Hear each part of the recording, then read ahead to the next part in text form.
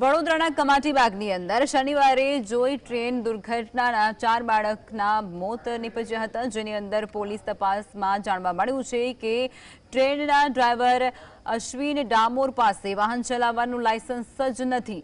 Vadodara municipal corporation દ્વારા ખોડલ કોર્પોરેશનને આપવામાં આવેલા આ કોન્ટ્રાક્ટ હેઠળ ચાલતી આ જોઈ ટ્રેન 3.5 કિલોમીટરના ટ્રેક પર દોડે છે.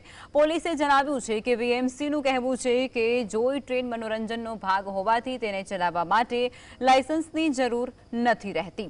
જોકે પોલીસે આ મામલે સ્પષ્ટતા મેળવવા માટે આરટીઓ પાસે વિગતો માંગી છે કે શું આવી ટ્રેન ચલાવવા માટે લાયસન્સ આવશ્યક છે કે કેમ.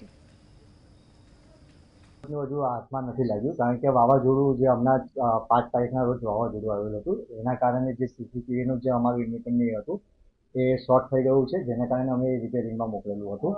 એટલે રિપેરિંગમાંથી લગભગ હજુ 1-2 દિવસમાં આવશે એટલે